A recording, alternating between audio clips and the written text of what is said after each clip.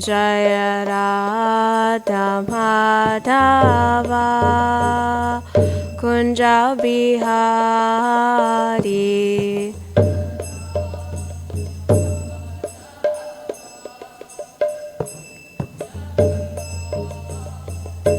Jaya Shri Krishna Chaitanya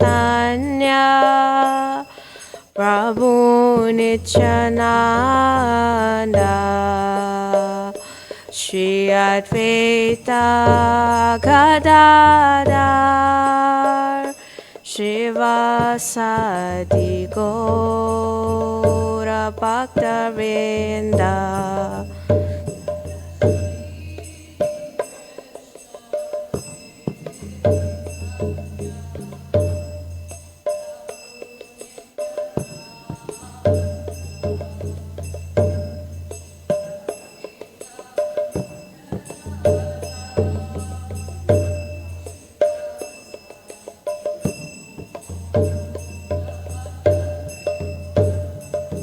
Jaya Shri Krishna Chaitanya Prabhu Nityananda Shri Advaita Gadadhar Shivasadi Gaura Bhaktavinda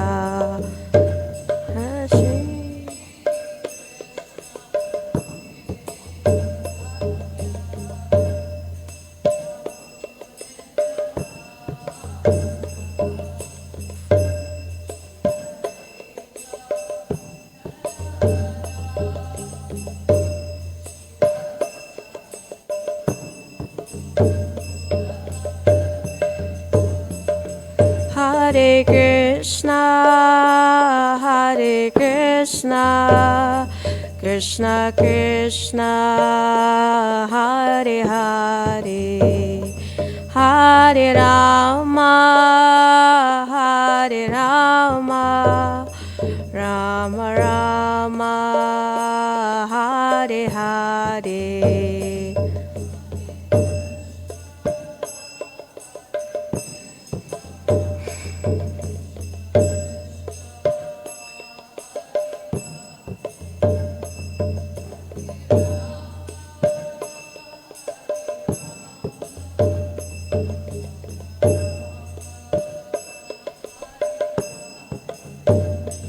Hare Krishna, Hare Krishna, Krishna Krishna, Hare Hare, Hare Rama, Hare Rama, Rama Rama, Hare Hare.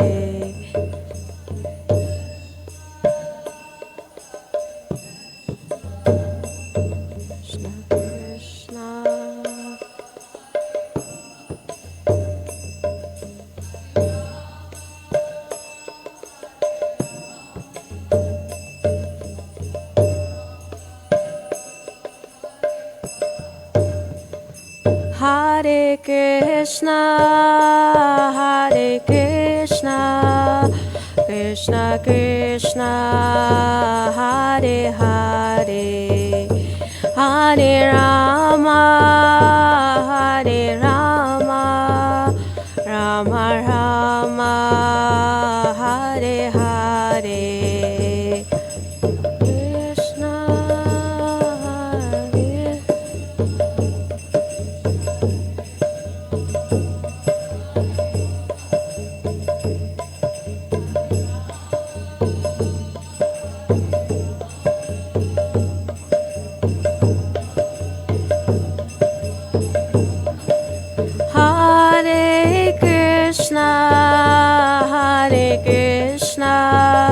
Krishna Krishna, Hare Hare, Hare Rama, Hare Rama, Rama Rama, Hare Hare.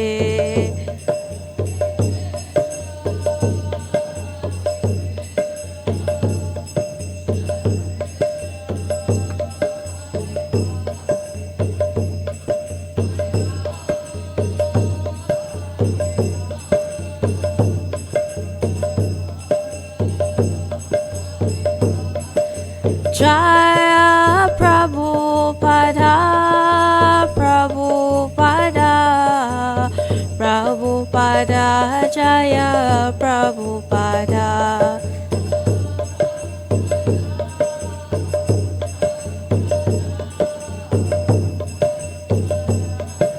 Jaya Jaya Prabhupada, Prabhupada, Prabhupada, Jaya Jaya Prabhupada.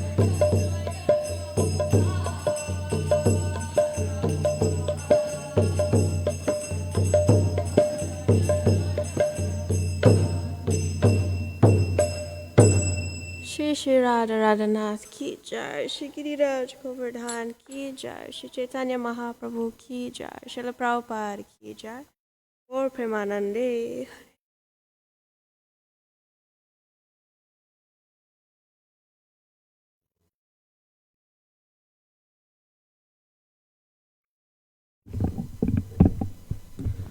Om Namo Bhagavate Vasudevaya.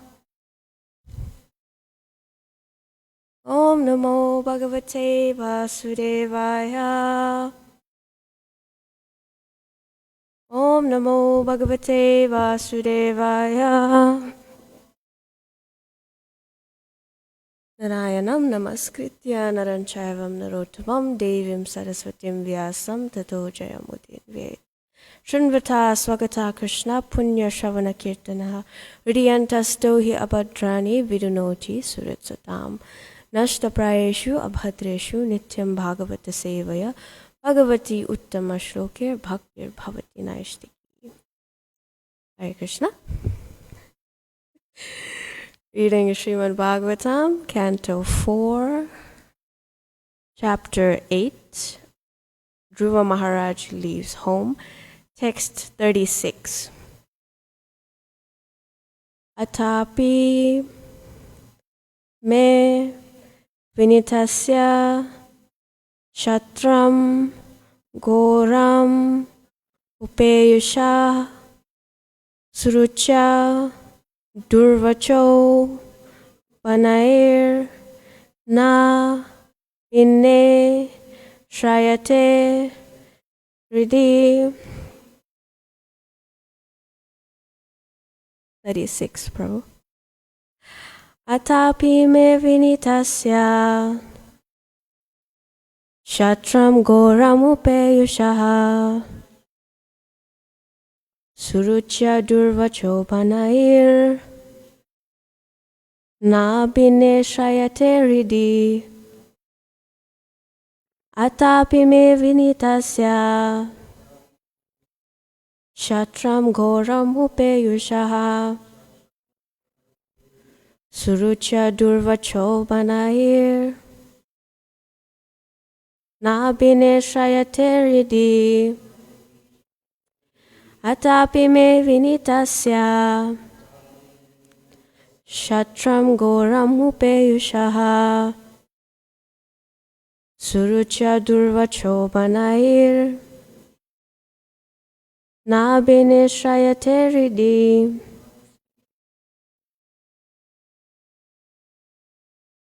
Atapi me vinitasya shatram goram upeyushaha surucha durvacho panair na bine shrayate ridi. Atapi me vinitasya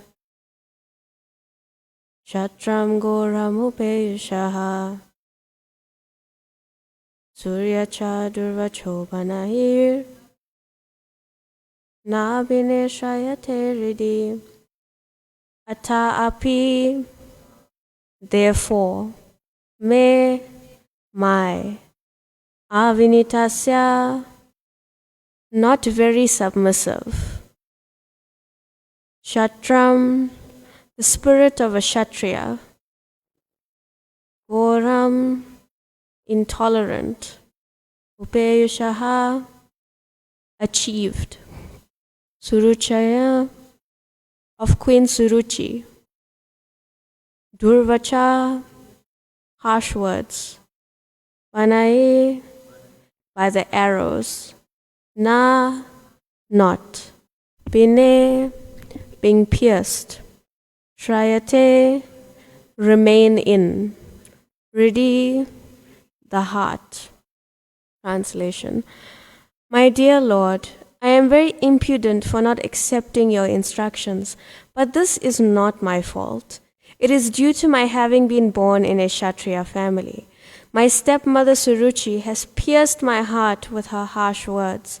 Therefore, your valuable instruction does not stand in my heart. Please repeat, my dear Lord. I am very impudent for not accepting your instructions, but this is not my fault. It is due to my having been born in a Kshatriya family. My stepmother Suruchi has pierced my heart with her harsh words. Therefore, your valuable instruction does not stand in my heart. Purport by Srila Prabhupada. It is said that the heart or mind is just like an earthen pot. Once broken, it cannot be repaired by any means. Dhruva Maharaj gave this example to Narada Muni. He said that his heart, having been pierced by the arrows of his stepmother's harsh words, felt so broken that nothing seemed valuable but his desire to counteract her insult. His stepmother had said that because he was born from the womb of Suniti, a neglected queen of Maharaj Uttanapad, Dhruva Maharaj was not fit to sit either on the throne or on his father's lap.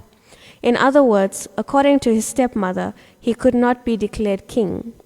Dhruva Maharaj's determination, therefore, was to become king of a planet exalted even beyond that possessed by Lord Brahma, the greatest of all demigods. Dhruva Maharaj indirectly informed the great sage Narada that there are 4 kinds of human spirit: the Brahmanical spirit, the Kshatriya spirit, the Vaishya spirit, and the Shudra spirit. The spirit of one caste is not applicable to the members of another. The philosophical spirit enunciated by Narada Muni might have been suitable for a Brahmana spirit, but it was not suitable for a Kshatriya. Dhruva frankly admitted that he was lacking in Brahmanical humility and was therefore unable to accept the philosophy of Narada Muni. The statements of Dhruva Maharaj indicate that unless a child is trained according to his tendency, there is no possibility of his developing his particular spirit. It was the duty of the spiritual master or teacher to observe the psychological movement of a particular boy and thus train him in a particular occupational duty. Dhruva Maharaj, having already been trained in the Kshatriya spirit, would not accept the Brahmanical philosophy. In America, we have practical experience of this incompatibility of the Brahmanical and Kshatriya temperaments.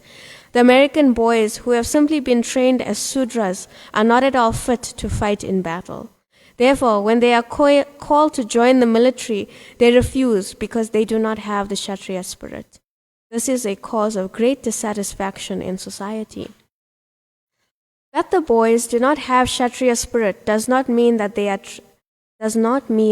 trained in Brahmanical qualities. They are trained as Sudras, and thus in frustration they become hippies. However, as soon as they enter the Krishna consciousness movement being started in America, they are trained to meet the Brahmanical qualifications even though they have fallen to the lowest condition as Sudras. In other words, since the Krishna consciousness movement is open for everyone, people in general can attain the Brahmanical qualifications. This is the greatest need at the present moment, for now there are actually no Brahmanas or Kshatriyas, but only some Vaishyas and for the most part Sudras. The classification of society into Brahmanas, Kshatriyas, Vaishyas and Sudras is very scientific. In the human social body, the Brahmanas are considered the head, the Kshatriyas are the arms, the Vaishyas are the belly, and the Sudras are the legs. At the present moment, the body has legs and a belly, but there are no arms or head, and therefore society is topsy-turvy. It is necessary to re-establish the Brahmanical qualifications in order to raise the fallen human society to the highest standard of spiritual consciousness. Om Agyana Timirandasya Gyananjana Shalakaya Chakshur Unmilitam Mena Tasmai Shri Gurave Namaha. Sri Chaitanya Manobhishtam Stapitam Mena Bhutale Swayam Rupa Kadamayam Dadati Swapadantikam Vandeham Shri Guru Shri Yuthapada Kamalam Shri Gurun Vaishnavamscha Shri Rupam Sagrajatam Sahagana Raghunathan Vitam Tam Sajivam Sadvaitam Sarvadutam Parijana Sahitam Krishna Chaitanya Devam Shri Radha Krishna Padan Sahagana Lalita Shri Vishakan Vitamscha He Krishna Karuna Sindhu Dinabandhu Jagatpate Gopisha Gopika Kanta Radha Kanta Namostude Tapta Kanchana Gourangi Radhe Vrindavaneshwari Vrishabhanu Sute Devi Pranamami Haripriya Vanchakapatarubhyascha Kripa Sindhubhya Evacha Patitanam Pavanebhyo Vaishnavebhyo Namo Namaha Jai Shri Krishna Chaitanya Prabhu Nityananda Shri Advaita Giradhar Shivasari Gaura Bhakta Vrinda Hare Krishna Krishna Krishna Hare Hare Hare Ram Ram Ram Hare Hare. My dear Lord, I am very impudent for not accepting your instructions, but this is not my fault. It is due to my having been born in a Kshatriya family. My stepmother Suruchi has pierced my heart with her harsh words. Therefore, your valuable instruction does not stand in my heart. Hare Krishna. As always, I ask the blessings of the Vaishnavas before I speak. Please allow me to speak something that is in line with what Srila Prabhupada is presenting, as well as pleasing to the ears and heart of everyone. So Narada and Dhruva are continuing their discussion, and now Dhruva is having the chance to respond to all of Narada's very valuable instructions to him. But Dhruva is giving us some very interesting points into the psychology of human nature. So Dhruva is frankly admitting that he is a Kshatriya, he is a warrior. And we can understand by what he's saying that once a Kshatriya's heart or head is pierced by or is upset or hurt in some way, he is not very much able to receive wise advice because he is very angry. One quality we know of a Kshatriya is that they are very fiery, very passionate, very angry, which they need to be in order to protect society properly. But sometimes this anger will get the better of them. So in this case, Dhruva is holding on to his anger in such a way that he is not very much able to accept what Narada is telling him in this way. So in the purport, Prabhupada seems to be like in one sense for Dhruva and against Dhruva in some way. Prabhupada is saying yes, that each person has their nature in the world, and they should act according to their nature in that way.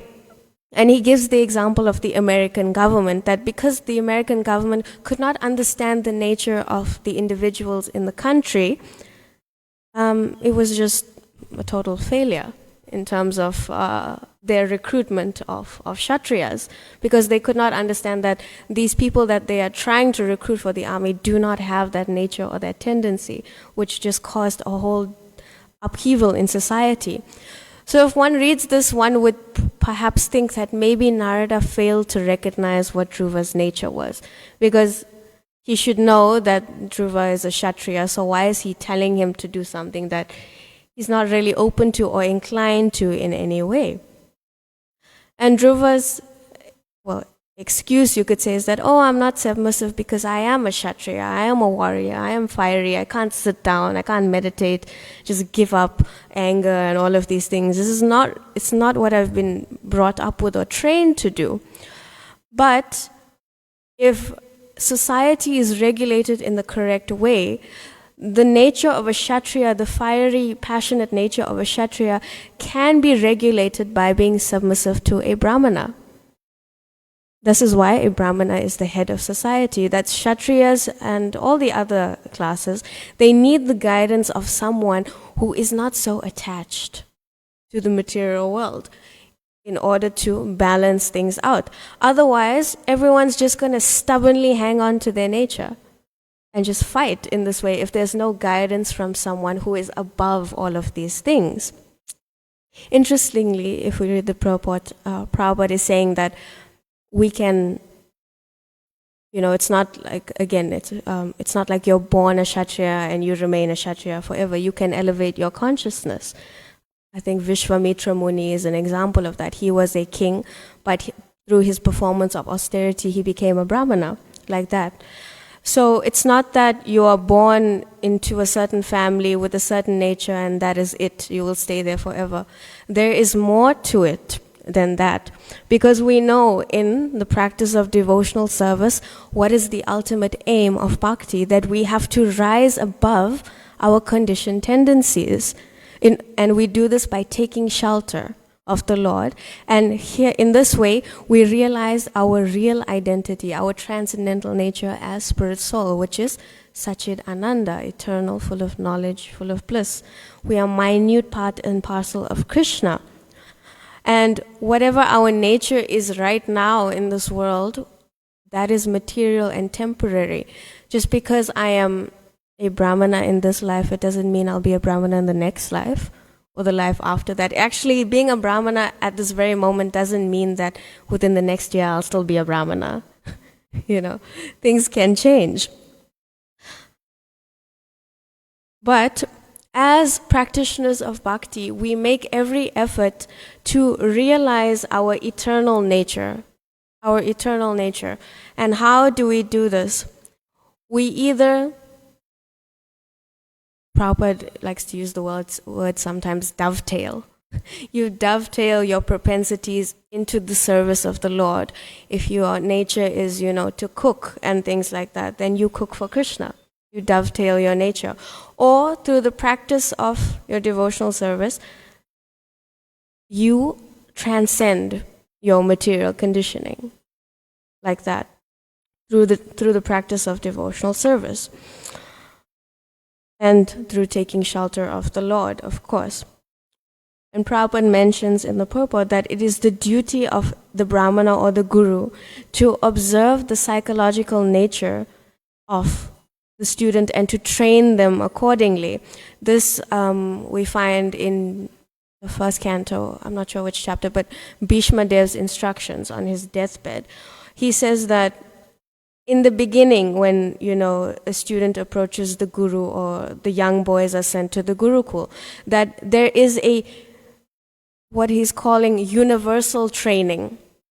We start off with universal training, that there are certain characteristics that qualifies one to human life. That universal training, the cleanliness, austerity, simplicity, good speech, good conduct, compassion, kindness. This is general, universal training.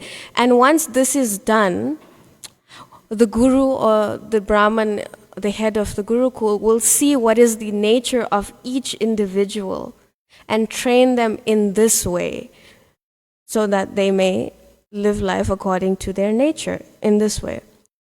But Prabhupada is saying in the material world, in this Kali Yuga, things are different, that whatever your training is in the material world, your schooling, your university, your work training, at the end of all of that training, you're just a qualified Sudra. A qualified Sudra is what makes you a qualified Sudra? You cannot work independently. You are trained in a way that you must serve and work under someone at all times. You must be subservient. So you're just a qualified Sudra, Prabhupada is saying. But Srila Prabhupada says that even though material life conditions you in this way, you can be trained to become a Brahmana. You can be trained to become something more than that. And we see even in Vedic culture, the child who is born in a Brahmana family is not automatically considered a Brahmana. They must go through their training and their qualification in this way. And similarly, with us, we may be Shudras, of course, Kalo Shudra Sambhava, that there are only Shudras in this age, but we can be trained to elevate in this way.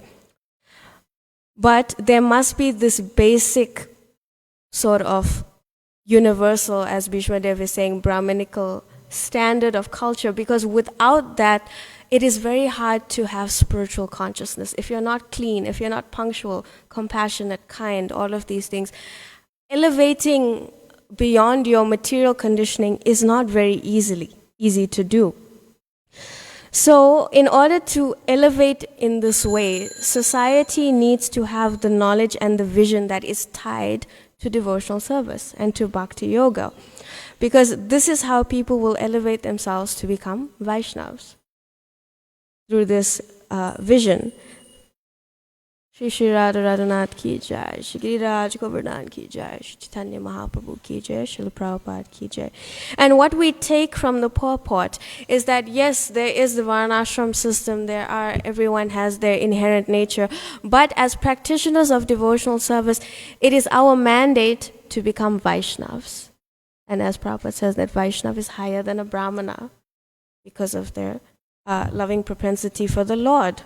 So it is our mandate to actually rise above these conditionings and to become Vaishnava, followers of bhakti. Because when we become devotees of the Lord, we can become anything for Krishna. We are not tied down to a particular nature or a particular propensity. We can become anything in our service for Krishna. It's not a question of what is my nature and that will be my only engagement for Krishna in that way. That, oh, because I like to wash pots, I'm just going to wash pots for the rest of my life. No, as devotees, we are trained that we can do so many different things for Krishna that would ordinarily be outside of your nature, but devotional service is so,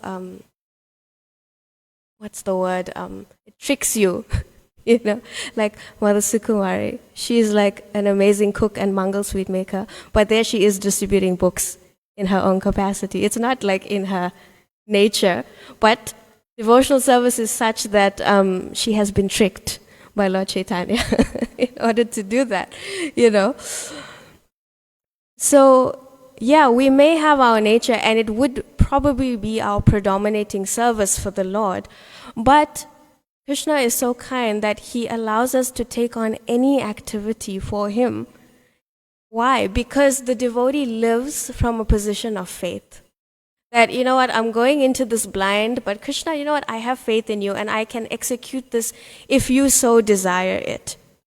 But we value, and Prabhupada values Brahminical culture because this enables one to live by a principle of purity. Principle and a certain standard, which is, you know, the standard of basic humanity, actually. But bhakti is so much more than that. And when I was reading when I was preparing for class, I was thinking in today's verse, we can really appreciate Dhruva's honesty with Narada. It's like, I can't do this. Like, this is really not for me. Like, I appreciate what you're saying, Narada, but this is where I'm at right now. And this is what I can accept. You know, what you're saying is really, really nice. It's really, really true. And intellectually, yes, I understand that it's the right advice, but in my heart, it doesn't sit with me. And this is a level of honesty which I think we really need to imbibe in our spiritual practice, which will open us, you know, to so much more mercy, is when you take on that honesty and tell Krishna, you know what you're saying in the Gita is really, really nice, but this is where I'm at. And you'll find that when you tell Krishna, you know, this is where I'm at, he opens up so much more and he says, well, there's a process for you in this way. For whatever level you're on, Krishna has something for you. But you have to accept what your nature is. But by accepting, you open yourself up to what Krishna actually has in store for you. We shouldn't hold on too tightly, like, this is the way I am, this is the way I'm going to be, and I can only serve you like this. I'm sorry, Krishna, this is all I can do for you. No. It's a matter of saying, Krishna, this is where I'm at. You tell me where I need to go with this propensity, with this nature. And when we think of it like this, we see that actually Narada didn't make a mistake in his assessment of Dhruva's nature. But what he is actually trying to do is he is trying to elevate Dhruva beyond his nature towards something higher. And because he knows that Dhruva is worth so much more than holding on to his anger and just, you know, staying in the material world. And we see that at the end, towards the end of this pastime, Dhruva, after he sees the Lord, he laments and he says, why didn't I listen to Narada in the beginning? Because now look at me. I met the Lord, I wanted to go with the Lord, but the Lord said, no, you have to stay here, you have to rule the kingdom for 60,000 years. So it's like, oh, why didn't I listen to Narada? I would have, been able to just go with Krishna, but now see what Krishna did is making me stay here for 60,000 years. And why is Dhruva lamenting? Because he knows that material benedictions give a life that is separate from the Lord in some way. Of course, the Lord is within our heart as Paramatma, but then he actually realizes that I don't want an existence that is separate from Krishna at all. So what is the lesson that we take from Dhruva is that devotees will get the best results, whatever it is, because they directly receive it from Krishna. But we have to be honest and open up to what Krishna has in store for us, that whatever Krishna has for me, it is the best. Because Krishna is my well-wisher and he is my best friend. Krishna will satisfy me more than however much I can satisfy myself by putting in my own effort. Krishna has so much more for me. And he will do all of that and so much more if I just give him the time of day a little bit, have some faith in him. And we know that when you take one step towards Krishna, Krishna takes 10 steps towards you. He will take the best care of anyone who turns towards him. In the Bhagavad Gita, he makes it so simple. Offer me with love and devotion a leaf, a flower, fruit, or water. So simple. And for him, that is the best care. That whatever you do, do with love, do with devotion, and that is like first class for Krishna. So we have these opportunities on the process of bhakti to receive spiritual knowledge and to be elevated beyond our material propensities, beyond our material capabilities. But we have to see, what is my willingness for this? What is my capacity to move just a little bit higher from where I am? This comes from honesty, again, from an honest conversation with Krishna, that this is my capability right now, but I am willing to serve you in such a bigger way, but you have to help me out here. You have to facilitate this. And how do we make this endeavor? Through our sadhana, through our japa, through our service in this way. Srila Prabhupada says that one who is ready to sacrifice anything for the Supreme Personality of Godhead can be said to have spiritual desire. So we have to ask ourselves, as practitioners of this path, how willing are we to sacrifice things for the Lord? To sacrifice not things, to sacrifice anything for the Supreme Personality of Godhead. And we see at this point in the pastime, Dhruva doesn't have this. He's not willing to let go of his anger. He's like, no, I'm holding on to this right now. This is like the one thing I have, Narada. And this is like stuck in my heart. But he comes to this point through his practice, through his sincerity. And this is exactly what the process of bhakti is, that you come as you are. And you practice in this way. And Krishna will take you to where you should be. So we should constantly think as devotees, how can I be an instrument of the knowledge that I am receiving from Srila Prabhupada, from the Guru, from the Acharyas, from the Lord? I am receiving all of this wisdom in order to elevate myself to a higher consciousness. How can I be an instrument of this? And yeah, it's easier for some than others to know what their nature is, what their inclinations are. Some people, they take a little bit of time, to just understand themselves. But also, because this is Kali Yuga, we see that in this age, people live off each other. They can go their whole life. Well, a classic example, obviously, is parents and children. That my child will become a doctor because it's what I want. It's what I never got to do. So I will live through them. I will live off. It's not the child's nature to be a doctor in any way, but it is my nature, so therefore I will live through you in this way. But actually, we should be encouraged in all situations to be situated in a way that we are spiritually and materially peaceful and sustained. Because obviously, when you're spiritually peaceful, when you're sustained, and materially as well, it makes practicing a little bit easier in that way. Rather than simply using other people for our own desires, our own projects, our own ideas. Because we know that if someone is interested in us, if someone is interested in me as a person and not what I can do for them, I will be so much more inclined to serve this person. And this is Krishna's nature, that I am interested in you as you are right now, in what you can do at this very moment, not what I can push you or force you to do. Krishna doesn't do that. Krishna encourages and gently sort of coaxes us at all points, but at no point does he, force our surrender, because that is not the nature of the living entity. We have that minute choice. At the end of the day, Krishna never takes away our choice, because the best love is chosen love, And Dhruva is telling Narada very, very politely, he says, please don't think that I'm being impudent, that I'm just being, pushing you aside and just being stubborn. But honestly, Narada, this is my nature. I'm a Kshatriya. I lack humility. I lack Brahminical training. I don't have any of this. And I'm still struggling. I'm still, some time has passed since he's heard the harsh words, but I'm still stuck on that point of Suruchi's harsh words. They're still playing over and over in my head, in my heart. And we know this is the problem with the mind, that it continuously echoes negativity, doubt, fault-finding, judgment, all of these things.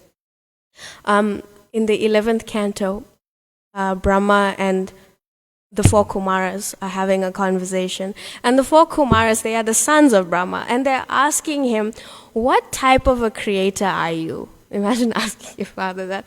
What type of a creator are you? Because you created, this material existence and stuff. So we know that the senses, the five, not the five, more senses, but the senses, they need sense objects to fixate on. Like the eyes need to see something, the ears need to hear something. They need to fixate on an object in order to be engaged in this way.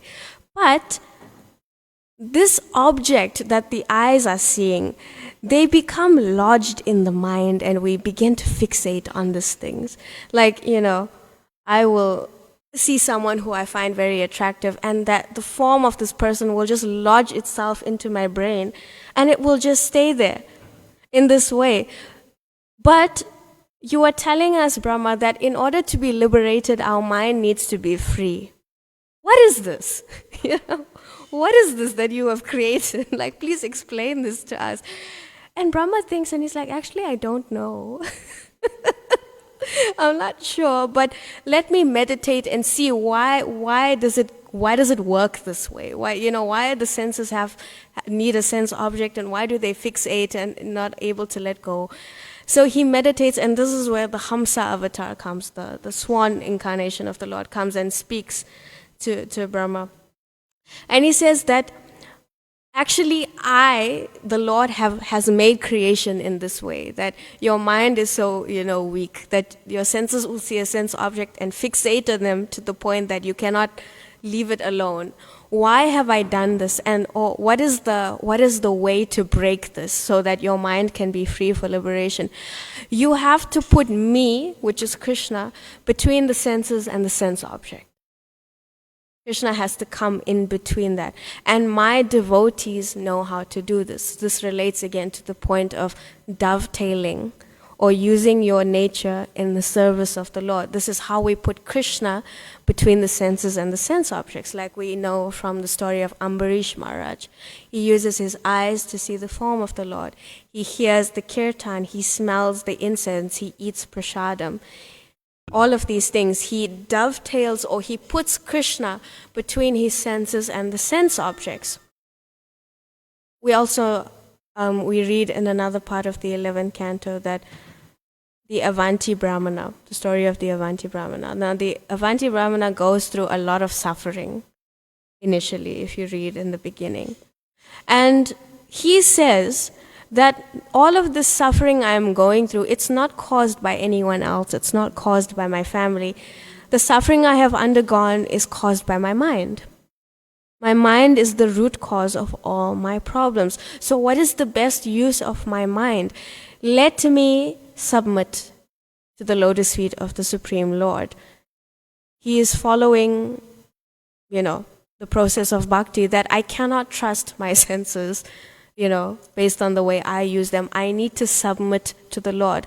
And we see this example with all of our acharyas. If we read the books, the songs they have written, and the things they have said, none of the acharyas trust their mind. Bhaktivinoda Thakur has written how many songs, saying that my mind cannot be trusted, it is useless. The only thing I can actually do with my mind is surrender to the lotus feet of the Lord. So why do we think that we'll be any different? If it's not worked for the entire parampara, is it going to work for us? I don't think so. But it is the nature of the mind to constantly trick us. Why? Because it is the material energy of the Lord. It's testing us. So obviously, how can something that is made of the material energy not trick us? Not test us in this way? And the nature, the dharma, or the purpose, or, the inclination of the mind is enjoyment and satisfaction. You can't deny it. You can't suppress it. That's why we as living entities will never be desireless. Because it is our nature to want, to desire, to want all these things. But just as the dharma of the mind is enjoyment and satisfaction, the dharma of the soul is service. So are you your mind or are you the soul? We're having so much frustration in the world because we're relating more to the mind than the soul. So once we relate more to the soul, we use the mind in that way. If my dharma is service, then I put Krishna between the senses and the sense objects. And as Prabhupada says throughout everything he's ever presented, that human life is meant for the satisfaction of the Lord. That is the ultimate aim of the Varnashram system. That is Devi Varnashram. That whatever it is, the whole system of creation is meant for the satisfaction of Vishnu. And trying to enjoy the material nature is the wrong field of activity for anyone. You can enjoy a little bit, but you're just going to get frustrated. You're just going to get angry. You're just going to get more and more entangled. Whatever yuga it is, whatever time of history it is, whatever your gender is, your age, the purpose of your life is universal. It is the satisfaction of Krishna. That is the aim of human life. The mind will always want material things because it is made of matter. It's always going to want something, some material things, but we have to train our mind through the process of bhakti yoga, through sadhana, through seva, like this. How to realize our eternal transcendental nature, how to transcend the spirit that we have in the material world, whether it's Brahmana, Kshatriya, Vaishya, or Sudra.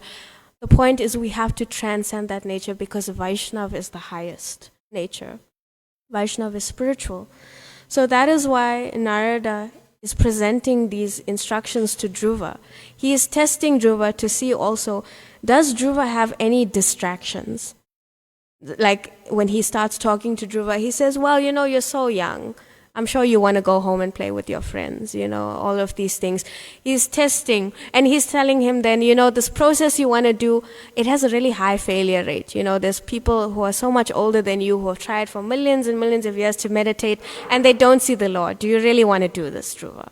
You're just a 5-year-old boy. Why don't you wait until you're older? So he's saying, does Dhruva have any fear, any doubt of these things? Or what Dhruva does have is a lot of anger, towards his stepmother. But anger is not going to help you, Dhruva, on the path that you wanna go on. So is this what you really want to do? Boys your age are doing other things. Don't you miss that? But you're so covered by anger towards your stepmother that you're not seeing that none of this will be beneficial to your practice in the long run. But Dhruva, as we see, is very determined and very committed to see the Supreme Personality of Godhead. And sometimes we can see that determination and commitment can be misinterpreted sometimes, or it could turn out to be ego and pride. Impudence, but Dhruva is openly admitting, which is the difference, which is why he's not egotistical or prideful. He is openly admitting, Narada, I can't do what you're saying. It's too much for me. I'm not being impudent. I respect and I value your instructions because intellectually I know this is the highest thing you're telling me. But I'm not there yet. So because Narada and Dhruva has not like formally taken shelter of Narada quite as yet, Narada and Dhruva are free to question and evaluate each other in this guru-disciple relationship. They have, as we know, the right to observe and question each other, whether one will be a good disciple or a good spiritual master. You can evaluate in this way. So this is what they're doing. And we can see that there is no blind faith in this relationship between Narada and Dhruva. Prabhupada always says that we have to surrender using our intelligence. So Dhruva is doing that. He's telling Narada, tell me how I can apply your advice in my own journey. Like, I'm on this level, how can I apply it in a way that is speaking to my heart? And he addresses Narada with all humility, all respect. He says, oh my Lord. He's not disregarding what Narada is saying. Interestingly enough, he places the blame more on towards his side. He's like, this is my nature, but this is not my fault either. But what you're saying is completely okay. But I am a Kshatriya. So we see that the process of bhakti yoga is perfect.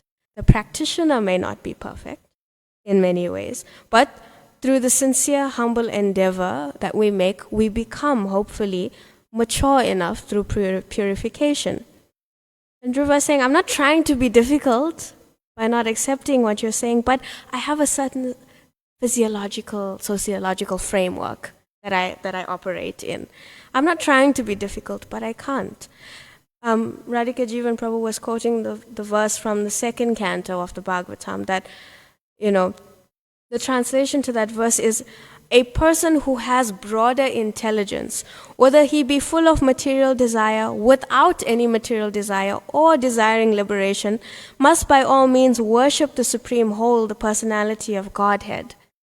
So no matter what level you're on, you're full of material desires, you have no material desires, you worship the Lord anyway. And we see this with Dhruva, that no matter what he wanted to see the Lord for it. It's like, never mind, I want the biggest kingdom in all of existence, I will go to the Lord for this. So no matter what is in our heart, whatever it is, we can come to Krishna. In all circumstances, by our faithful surrender, we should know that Krishna will carry us to what is best for us in all situations. And at the end of the Prabhupada is talking about the hippies. And the hippies, we know, are actually very fortunate that they are so tired of material nature that they were constantly searching for the truth in some type of sincere way, and see how Krishna rewarded them in such a magnanimous way. It's not by chance that Srila Prabhupada ended up in the Bowery, like the complete slums of Kali Yuga existence. It's not by chance that Prabhupada ended up there. He was sent there by the Lord for a specific purpose, that to show no matter what your conditioning is in the material world, you can elevate beyond that. Yamuna Devi gives a remembrance in the biography that when they were in Calcutta, there was a lot of Indian devotees who were, born in India, and there were obviously a lot of American, European devotees, and they, for some reason, could not get on. They were just constantly at each other's throats. So one day, Srila Prabhupada called an Ishtagoshti, and one by one, he asked each and every devotee, what do you think is wrong in the temple? What do you think is wrong? And everyone gave the whole, whatever they thought was wrong. And Prabhupada listened to everything. And at the end of everything, Prabhupada looked at them and he said, do you think it was easy for me when I got off the ship? When I lived in Butler, Pennsylvania, do you think it was easy for me when I opened the fridge and there was cat food next to my vegetables? Do you think it was easy for me? And everyone was absolutely shocked, because they never thought of it like that Srila Prabhupada came from such a different era, where his mother was carried in a palanquin from one house to the next, and he came to America, to the Bowery of all places Prabhupada lived, to preach Krishna consciousness. So we see that what is Krishna saying? That even in the darkest region of Kali Yuga, the most covered persons in this age, the sunshine of Krishna's mercy will always be available to everyone. It will always be available. And it's not in our preaching that I must be so right that you are wrong. that is not the case. Imagine if Krishna spoke Bhagavad Gita in the threatening way. It's like, Arjuna, if you don't listen to me, if you don't follow what I'm saying, you will go to hell. No, Krishna doesn't do this. Krishna says, Arjuna, he presents everything. Then he says, deliberate on this fully and then do what you wish to do. We always have that choice because, as Prabhupada says, Krishna expects us to be a little intelligent, to surrender with intelligence. He doesn't guilt Arjuna and saying, I'm your friend, why are you doubting me? Have I ever led you wrong? Why are you doing this? No. He says, Arjuna, these are the facts. Use your free will and choose. So it is our choice, ultimately. And that is what Prabhupada shows us. Do you surrender out of love or out of fear to the Lord? Because no matter what your conditioning is, Krishna's mercy will always be there. But it is up to you to choose it. So I will stop there. Any corrections, comments? Madhurya?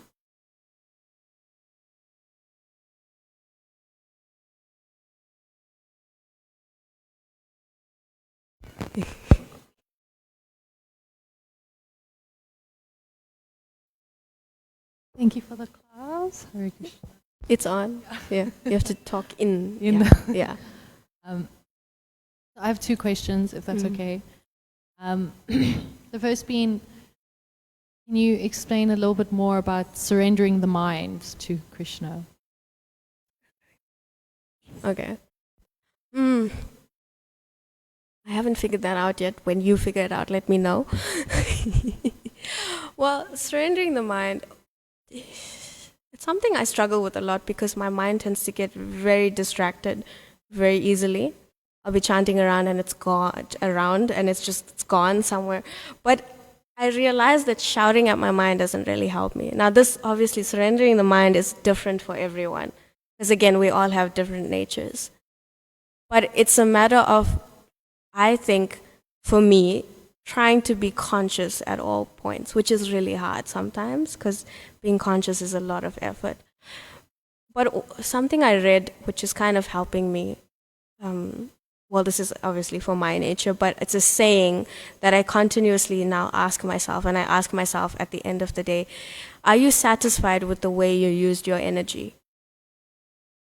I ask myself that at the end of every evening. And if I'm not, I don't chastise myself. I'm like, okay, but you used your energy in this way.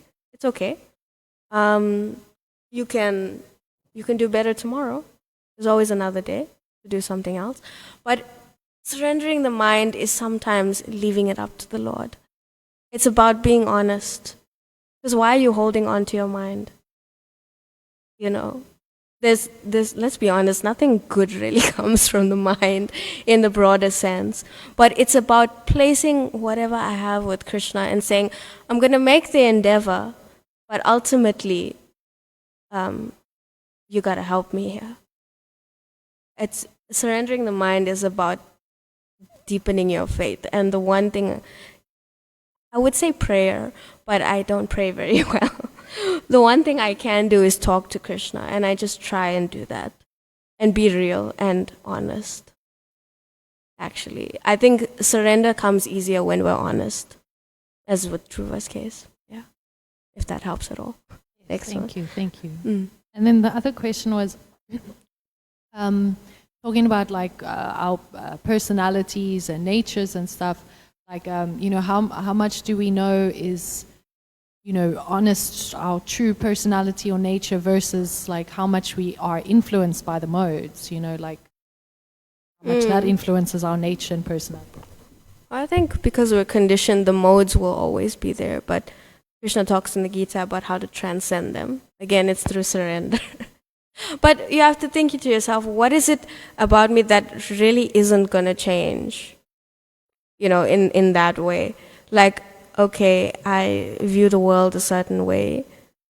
Is it going to change? Okay, anger, Is being angry really who I am?